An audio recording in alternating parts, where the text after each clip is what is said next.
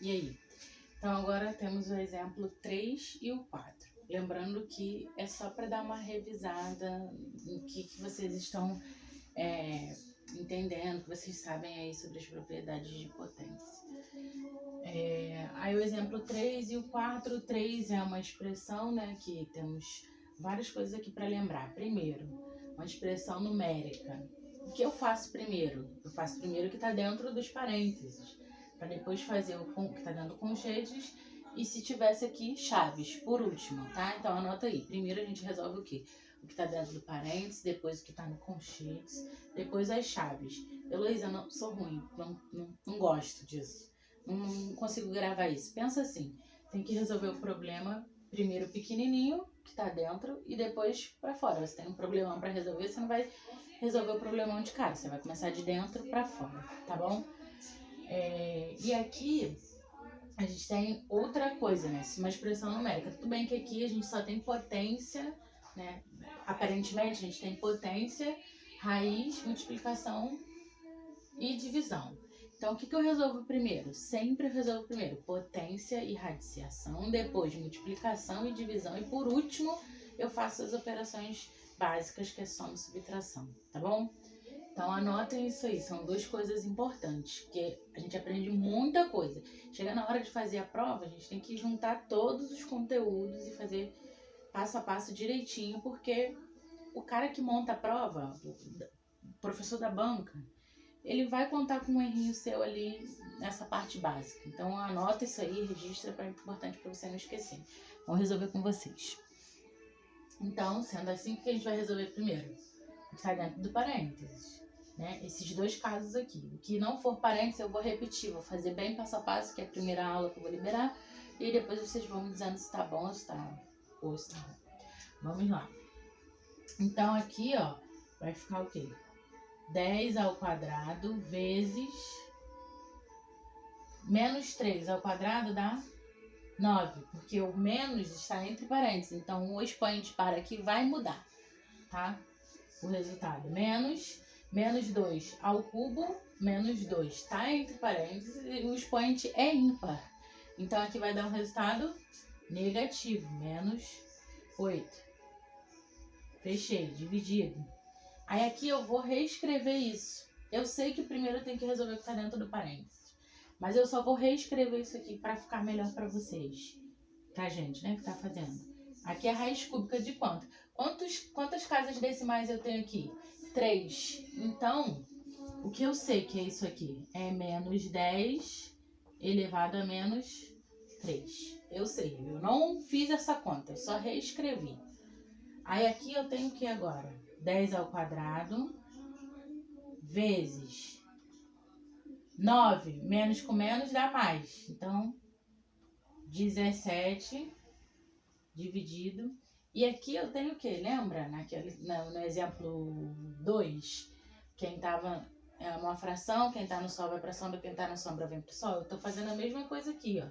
Eu vou dividir menos 3 por 3, vai dar menos 1. Então, eu sei que isso aqui, na verdade, é o quê? Menos 10 elevado a menos 1. Foi? Então, o que eu tenho aqui, ó? 10 ao quadrado vezes 17. 10 ao quadrado, isso significa que eu tenho quantos zeros? 2. Então, é 100. 100 vezes 17 vai dar 1.700. Dividido, né? Então, a gente sabe que vai dividir alguma coisa aqui.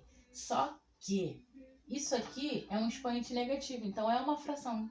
Na verdade, eu estou multiplicando por quanto? Dividindo por essa multiplicação aqui, né? Assim, ó. Esse aqui vai ficar menos 10. Tem uma divisão aqui, tô respeitando a divisão, tá? Só que essa parte aqui, que no caso seria o nosso denominador, deu uma outra fração, porque aqui tem um expoente negativo. Então, vai ficar 1 dividido para menos 10.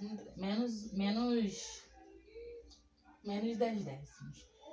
Menos esse daqui. Aí, olha só o que está acontecendo.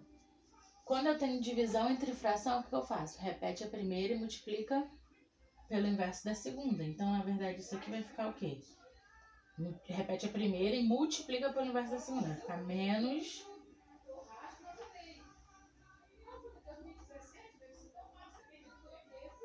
Pronto, essa aqui é a resposta. Possivelmente, num concurso, o que aconteceria também? Eu teria que escrever isso assim, ó. Que também estaria certo. Vezes 10. A terceira. Terceira. Foi? Seria uma possível solução também. Mas só aqui, ó, já tá o certo, tá? Agora vamos olhar essa daqui.